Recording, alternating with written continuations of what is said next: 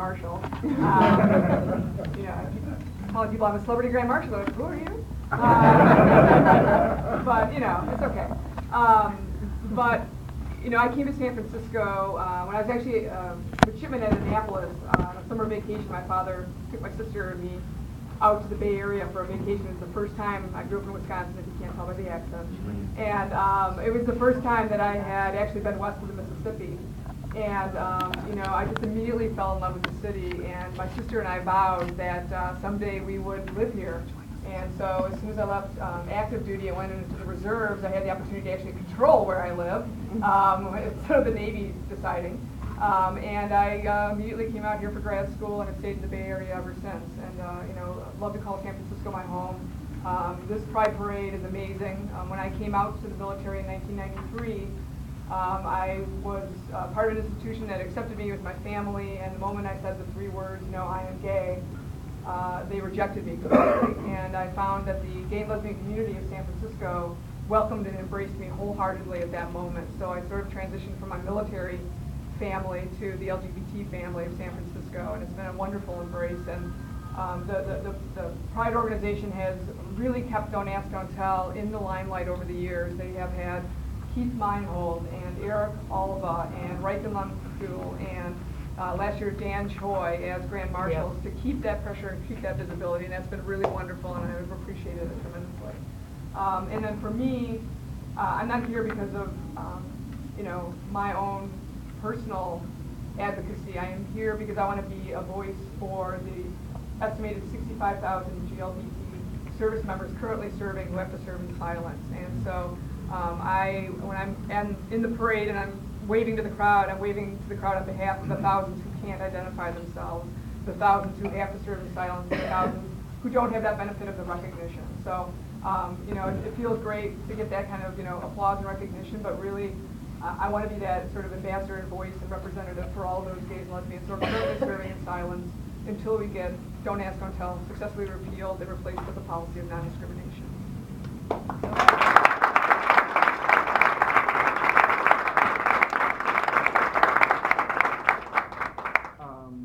I'm sure I'm showing my ignorance, but what are you doing specifically right now? Are you active? Do you go to hearings? Do you go to Congress? Or no, it's a great question. So I was a exception. It was one of the very first Don't Ask, Don't Tell test cases, and so I was actually allowed to serve openly for 13 years. And I retired successfully 3 years ago, but during this entire time I've worked with an organization called Service Members Legal Defense Network, as you can see on the t-shirt, sldn.org, and they provide free legal services to those who are impacted by the policy, but also advocate for repeal of it. And so I have been very busy with you know, legislative strategy in terms of getting, you know, the repeal amendment through on the DoD authorization bill, working with the Pentagon Working Group to try to feed them information for their study, keeping pressure on the White House to make sure that it gets done this year.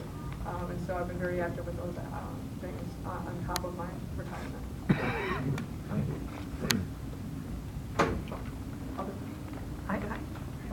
What advice would you give for a young person considering joining the service that knows that they're gay or lesbian? Everything's an individual choice, and you know, the military is not for everyone, but it's also a dream and a passion for others. And so it can be an avenue to get up the ladder socioeconomically. Unfortunately, our society needs more avenues to get up the ladder socioeconomically, but the military is one of them.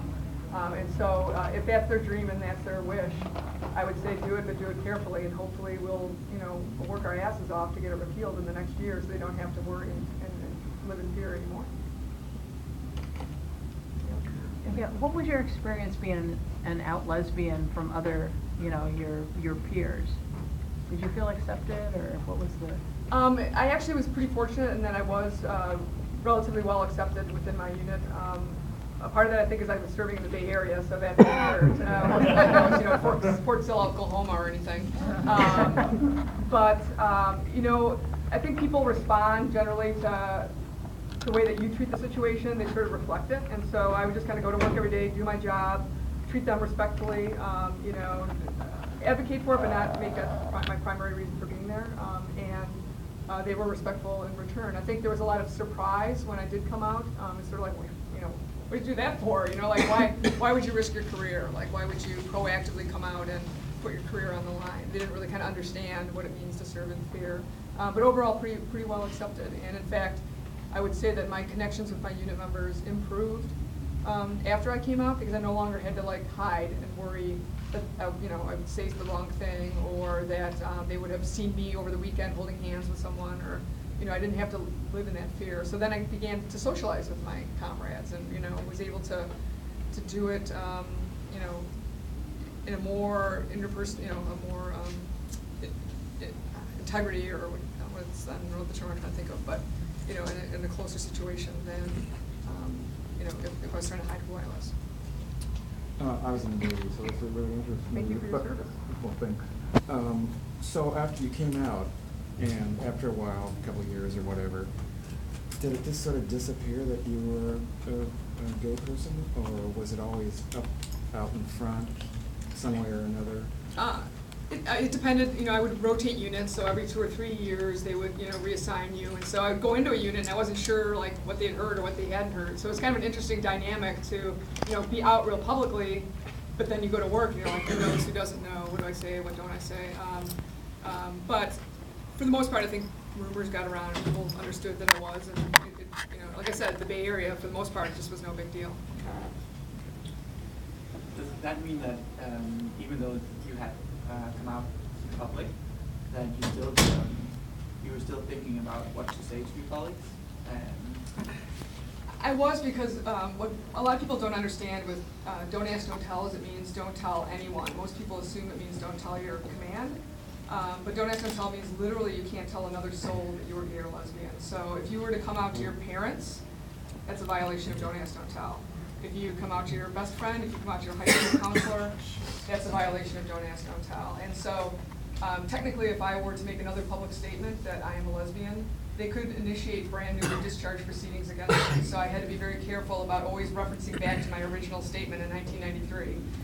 So the lawyer who's left, I probably needed, would probably understand these sort of nuances that you have to kind of trip through, unfortunately, because of policy. Yes, ma'am. I was wondering how bisexual and transgender people were treated in the service. That's a great question. So bisexual service members are under Don't Ask, Don't Tell. They're part of that law and prohibited from service. So when Don't Ask, Don't Tell is repealed, bisexuals will be able to serve openly as well. What about trans people? But transgender is, by the military, it's actually considered a medical issue, and it's not covered by the Don't Ask, Don't Tell law itself. So our work is not done once we repeal Don't Ask, Don't Tell for LGBT service members. In fact, we do have many cases with SLDN of transgenders either being harassed or trying to figure out how to transition or come out. So our work will not be done until we have free and open service for transgenders as well. It's just not through Don't Ask, Don't Tell. It'll be through medical regulation changes. Thank you. Yes. Have you ever heard of any service people who are retired or whatever that are receiving medical benefits or any kind of benefits that come after service of coming out and then being subsequently denied those benefits? Has anything ever crossed your desk that way? Let me restate it so that I think I understand. You're saying, have people been denied medical benefits because they came out? Subsequent to their service. I mean, after their service was completed. No, in fact, we've done some educational work with the VA in terms of providing full medical, mental health services to LGBT veterans. And so they can't deny your service once you've left or deny medical benefits just because you're LGBT. Thank you guys very much.